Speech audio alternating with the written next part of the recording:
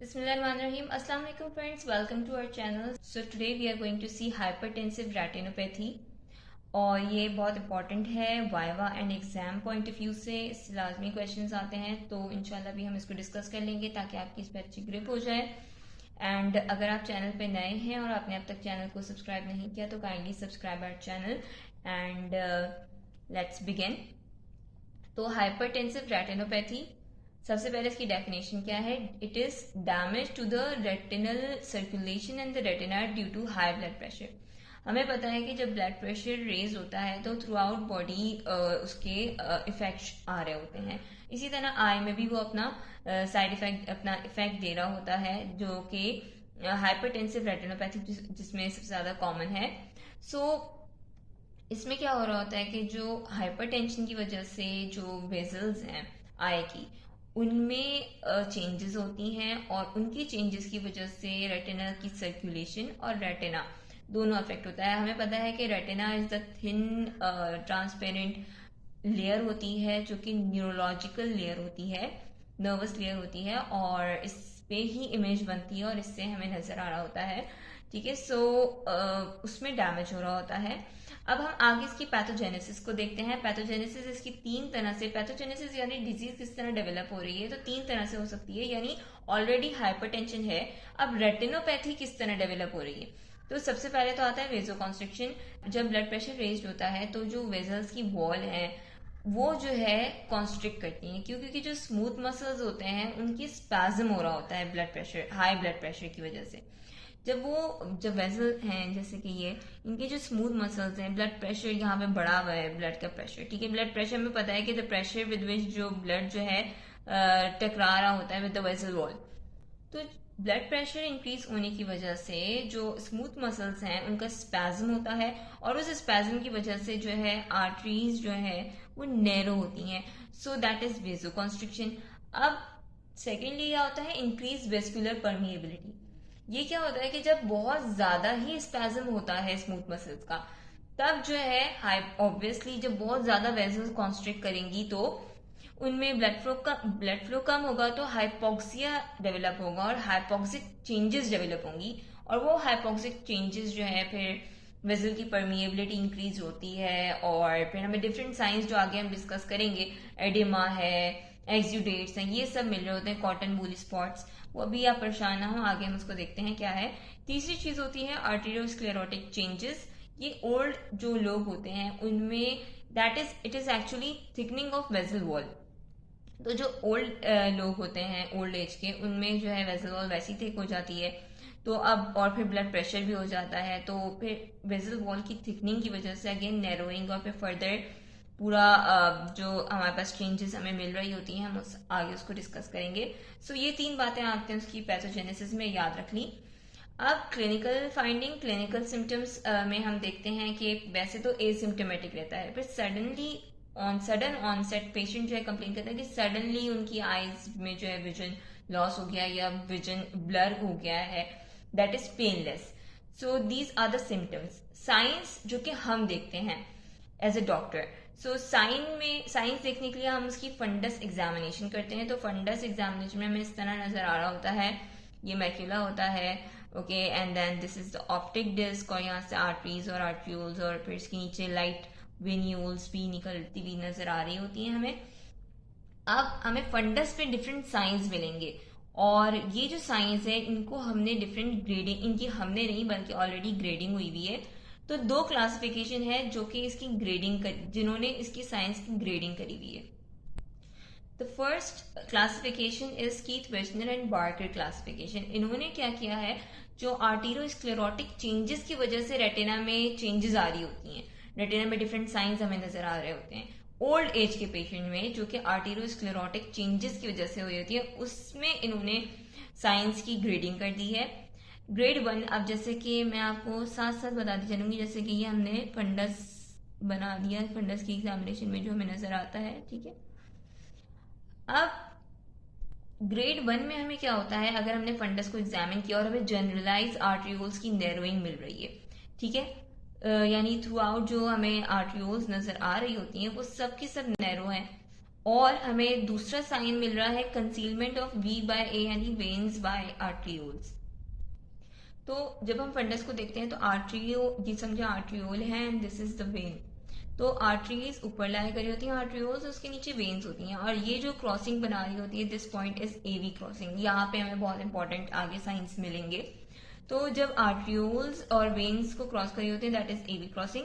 And अब concealment of vein by arteriole यानी जब आर्ट्रियोल्स की वॉल थिक होगी, ठीक है, उसकी वॉल थिक होने की वजह से जो नीचे की वेन है, वेन्यूल है, वो वैसे भी हमें उसका फंडस पे लाइट शेडो वेन्यूल्स का जो है हमें लाइट शेडो मिल रहा होता है, और आर्टरीज थोड़ी डार्कर होती हैं ऑन फंडस जब जो हमें नजर आ रहा होता है। तो फर्दर जो है इसकी हार्डनिंग की वजह से वेन्यूल्स जो है वो कॉन्स्ट्रिक्ट करती हैं, वो दब रही होती हैं, और फिर फर्दर उनकी कंसीलमेंट होती है, वो छुपी और हल्की, और उनका शेडो जो है लाइट हो जाता है। So concealment of venule by arteriole, हमें ये दो साइन मिल रहे हैं तो हमने उसे ग्रेड 1 में कर दिया है क्लासिफाई। ग्रेड 2 इज, एक तो हमें ऊपर की दोनों चीजें मिल रही होंगी, साथ साथ हमें फोकल आर्ट्रियोलर नैरोइंग भी मिल रही है। ये कॉन्स्ट्रक्शन कह रहे हैं नैरोइंग, यानी हमें कोई एक पर्टिकुलर जगह पे भी आर्ट्रियोल की जो है नैरोइंग मिल रही है, आर्ट्रियोल जो है नैरो हो गई है। इसके साथ साथ हमें सेलेसाइन, सेलेसाइन क्या होता है कि जैसे कि हमने बात की थी कि जैसे ऊपर ये आर्ट्रियोल है, अब इसकी वॉल जो है थिक हो गई है और नीचे से जो है वेन्यूल जा रही है। Salus sign is deflection of the venule, जो नीचे की वेन होती है वो डिफ्लेक्टेड हो जाती है because of this hardening of arteriole. ये हार्डन हो गई तो जो वेन है वो थोड़ा डिफ्लेक्टेड हो गई। तो इस तरह की हमें जब वेन की डिफ्लेक्शन मिल रही होती है तो दैट इज कॉल्ड एज सेलेसाइन।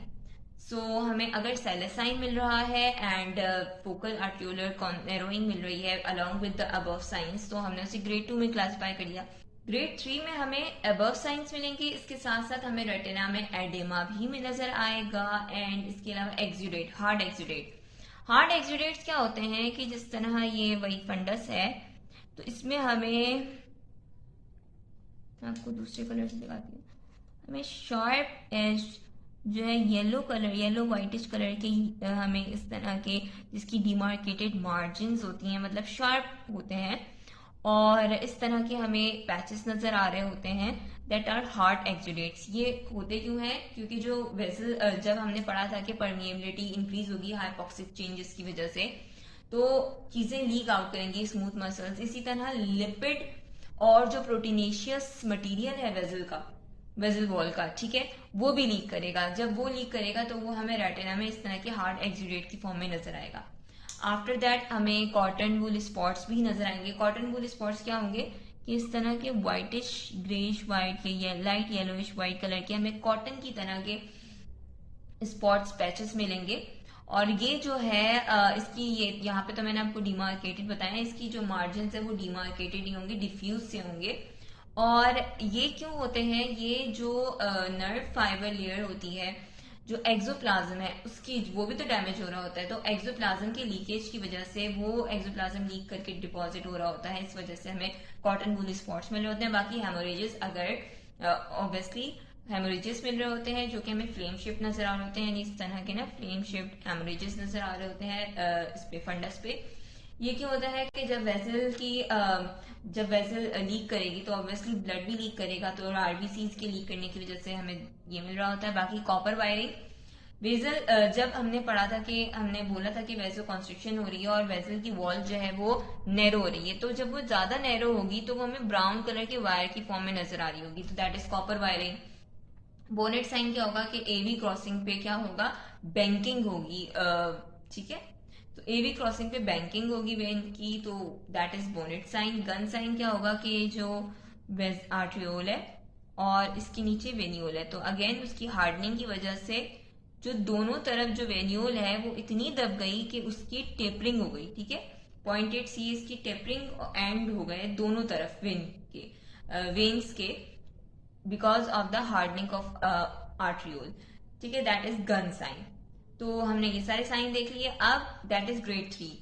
अब ग्रेड 4 में हमें ये सारे साइंस तो नजर आएंगे अलॉन्ग विद दिस, ये सारे ऊपर के साइंस नजर आएंगे। अलॉन्ग विद दिस हमें ऑप्टिक डिस्क का एडेमा नजर आएगा। ये जो ऑप्टिक डिस्क हमें वेल डिमार्केटेड नजर आ रही होती है, ये डिफ्यूज, इसकी मार्जिन हमें प्रॉपर नजर नहीं आएंगे, और ये डिफ्यूज इसमें एडिमा हमें नजर आ रहा होगा, that is optic disc oedema and silver wiring. यानी सिल्वर वायरिंग में क्या होगा कि अगेन आर्ट्रियोल इतनी नैरो हो गई, इतनी हार्डनिंग की वजह से इतनी नैरो हो गई कि उसमें बिल्कुल ब्लड फ्लो ना होने के बराबर रह गया, तो हमें व्हाइट कलर की लकीरें नजर आएंगी। सो दैट इज सिल्वर वायरिंग। अच्छा, ये जो चीजें मैंने आपको बताई हैं, मैं कोशिश करूंगी कि एक थोड़ी सी 1-2 मिनट की वीडियो अलग से बना दूं जिसमें मैं आपको सारी पिक्चर्स क्लियरली दिखा दूं। अभी हमने ऊपर वाली कीथ वेजनर और बार्कले क्लासिफिकेशन को डिस्कस कर लिया है। अब सेकंड क्लासिफिकेशन जो कि इसकी साइंस को ग्रेड्स में क्लासिफाई कर रही होती है, और ये जो है क्लासिफिकेशन दैट इज मॉडिफाइड चीज क्लासिफिकेशन, ये यंग एज में, यंग पीपल में, यानी जिन लोगों में आर्टीरियोस्क्लेरोटिक चेंजेस की वजह से रेटिना में चेंजेस नहीं आई हैं, विदाउट आर्टीरियोस्क्लेरोटिक चेंजेस, यंग इंडिविजुअल है, यंग पेशेंट है, उनमें जो चेंजेस आ रही होती हैं रेटिना में, उसको उन्होंने उसकी साइंस की ग्रेडिंग करी है। तो ग्रेड 1 में हमें अगेन जनरलाइज आर्टिकुलर कॉन्स्ट्रिक्शन, ये सारी बातें हमने ऊपर डिस्कस कर ली हैं, इसलिए आपको उसमें मसला नहीं होगा कि इसमें ग्रेड 1 में हमें जनरलाइज आर्टिकुलर कॉन्स्ट्रिक्शन मिल रही होगी, नैरोइंग। देन ग्रेड 2 में हमें ऊपर वाली चीज तो मिल रही होगी, साथ साथ हमें फोकल नैरोइंग भी मिल रही होगी। ग्रेड 3 में हमें ऊपर की चेंजेस के साथ हमें रेटिना में एडिमा, हेमोरेज, इसमें flame shape plus splinter haemorrhages and hard exudate and cotton wool spots की हमने डिस्कस कर चुका है, ये सब मिल रहे होते हैं। ग्रेड 4 में हमें अबव चेंजेस के साथ ऑप्टिक डिस्क एडिमा मिल रहा होता है। So these were the classifications जो कि इंपॉर्टेंट है और आपको पता होना चाहिए। लास्ट इसकी ट्रीटमेंट एज सच नहीं है, बस यही है कि with the passage of time अगर सिस्टमिक जो हाइपरटेंशन है उसे कंट्रोल किया जाए, तो जो रेटिनल लीजन्स है वो Aahista Aahista with the passage of time they will resolve. This is the only treatment. हमें सिस्टमिक हाइपरटेंशन को बेसिकली कंट्रोल करना होगा।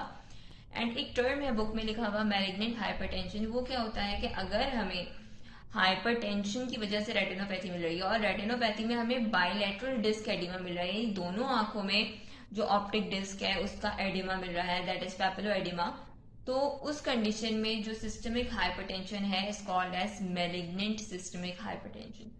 सो एक टर्म थी तो मैंने आपको बता दिया। So this was all about hypertensive retinopathy. Hope you like this video. Thank you so much. Take care. अल्लाह हाफिज।